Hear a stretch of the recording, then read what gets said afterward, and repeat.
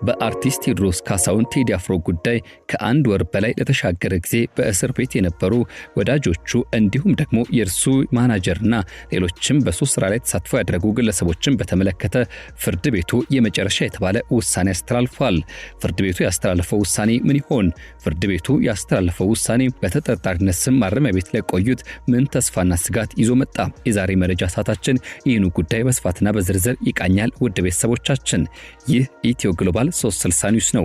ለቻናላችን አዲስ ከሆናችሁ ሰብስክራይብ፣ ቪዲዮን ከወደዳችሁት ላይክ እንዲሁም ሼር በማድረግ ሌሎች እንድታካፍሉ እንድታጋሩ እየጋበዝን የዛሬ መረጃችንን ይህን ጉዳይ በተመለከተ በዝርዝር ወደ መመልከት እንሻገራለን። እስከ ፍጻሜው አብራችሁን ቆዩ።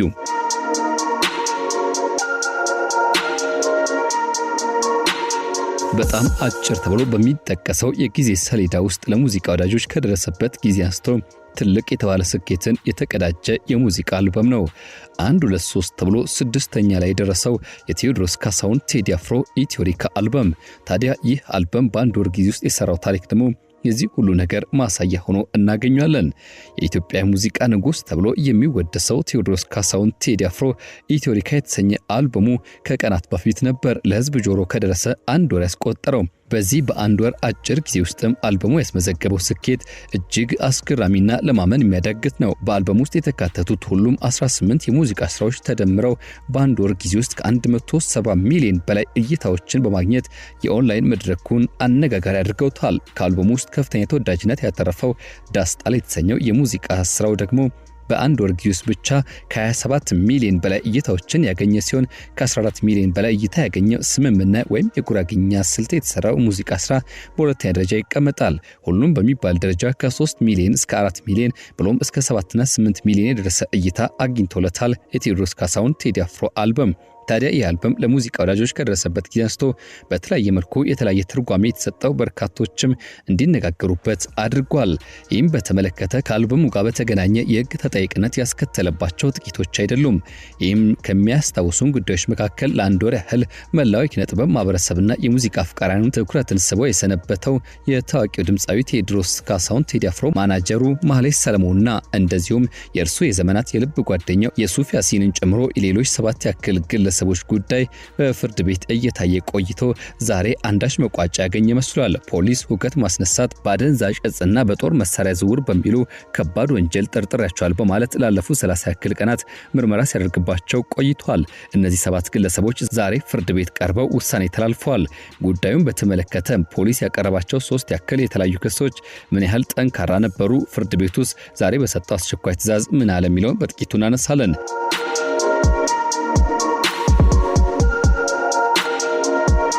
እንደ መረጃው ከሆነ የቴዲ አፍሮ ምክትል ማናጀሯ ማህሌት ሰለሞንና የቅርብ ጓደኛው የሱፍ ያሲንን ጨምሮ 7 ግለሰቦች በቁጥጥር ስር መዋላቸው በርካቶች ጥያቄ ሲያነሱበት ቆይቷል።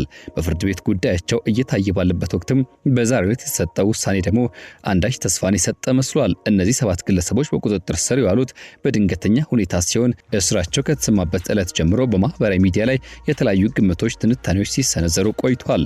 ብዙዎች እስሩ ከኪነ ጥበብ ስራዎች ወይም ደግሞ ከቴዲ አፍሮ የቅርብ እንቅስቃሴዎች ጋር ይያያዝ ይሆን የሚል ጥያቄ ቢያነሱም ፖሊስ ግን ጉዳዩ ሙሉ በሙሉ የወንጀል ጥርጣሬ መሆኑን በመግለጽ መዝገቡን ከፍቶ ምርመራውን በይፋ መጀመሩን አስታውቆ ነበር። በፖሊስ የቀረቡት 3 ያክል ከባድ ክሶችና የ30 ቀናት የምርመራ ሂደቱ ምን ይመስል ነበር? አንደኛው ሁከት ማስነሳት፣ በሁለተኛ ደረጃ አደንዛዥ እጽና በሶስተኛ ደረጃ ደግሞ የጦር መሳሪያ ዝውውር ናቸው። ፖሊስ በእነዚህ ግለሰቦች ላይ መሰረታቸው 3 ከባድ ወንጀል ጥርጣሬዎችን በተመለከተ በወጣው መረጃ መሰረት ቀዳሚው ሁከት ማስነሳት ወይም ደግሞ የህዝብን ሰላም ማናጋት የሚል ነው። ፖሊስ ግለሰቦቹ ህዝባዊ መረጋጋትን የሚነኩ ወይም ደግሞ ግጭት ሊቀሰቅሱ የሚችሉ እንቅስቃሴዎች ላይ ተሳትፈዋል የሚል ጥርጣሬን አቅርቦ ነበር። ሁለተኛው ክስ ደግሞ ከአደንዛዥ እጽ ዝውውር ጋር የተገናኘ ሲሆን ከተጠርጣሪዎቹ እጅ ወይም ደግሞ በአካባቢያቸው ህገወጥ አደንዛዥ እጾች ተገኝተዋል በሚል ፖሊስ ይህኑ ነጥብ እንደ ሁለተኛ ማጠናከሪያ ክስ ተጠቅሞበታል። ሶስተኛ ደረጃ የተቀመጠውና እጅግ ከባዱ የተባለው የጦር መሳሪያ ይዞ መገኘት ነው። ተገቢ ህጋዊ ፍቃድ የሌለው የጦር መሳሪያ ከተጠርጣሪዎቹ ጋር ተገኝቷል በሚል ፖሊስ ይህኑ መዝገብ አክብዶታል። እነዚህ 3 ያክል ክሶች በአንድ አንድ ላይ ሲደመሩ ጉዳዩ ቀላል የማይባልና ተከታታይ የምርመራ ቀናትን የሚጠይቅ አድርገውት ነበር። በዚህ ምክንያትም ፖሊስ ተጨማሪ የምርመራ ጊዜ እየጠየቀ ተጠርጣሪዎቹ ላለፈው አንድ ወር ፍርድ ቤት ሲመላለሱ ቆይቷል። የሰነድና የሰው ምስክር ሲሰበሰብባቸው የሰነበተ ሲሆን በተከሳሾች በኩል ግን የቀረቡ ጥርጣሬዎች መሰረተ ቢስ መሆናቸውና የዋስትና መብታቸው ተጠብቆ ሊለቀቁ እንደሚገባ በጠበቆቻቸው አማካኝነት በተደጋጋሚ ሲከራከሩ ነበር። የዛሬው ፍርድ ቤት ውሎና ውሳኔው ደግሞ አንዳች ፍንጭን የሰጠ ነው። የፍርድ ቤት ታዲያ ያ ሁሉ ክርክርና የምርመራ ሂደት አልፎ ዛሬ ፍርድ ቤቱ በዋስትና ጥያቄው ላይ የመጨረሻ የተባለውን አስቸኳይ ውሳኔ ሰጥቷል።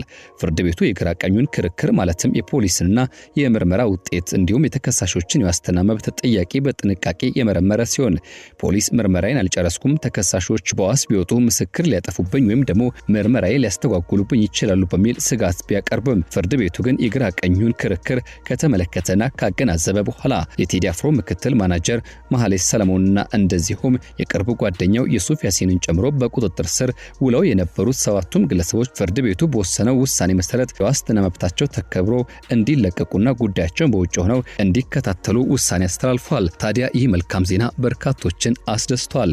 ከቀናት በፊት መረጃ ሰዓታችን ባቀረብነውና ባጋራነው መረጃ መሰረት ከተጠርጣሪዎቹ መካከል አንዱ የሆነው የሱፍ ያሲን ልጁ በድንገተኛ አደጋ ማለትም ከፎቅ ላይ ወድቆ ሕይወቱ ማለፉን ተከትሎ ከፍተኛ ሐዘን ላይ በነበረበት ወቅት ለእስር መዳረጉ ከፍተኛ የልብ ስብራት የሚፈጥር ነውና ጉዳዩ አሁንም ቢሆን በዋስትና መብቱ ተጠብቆ በውጭ ሆኖ እንዲከታተል በርካቶች ጥሪያቸውን ሲያቀርቡ ነበር።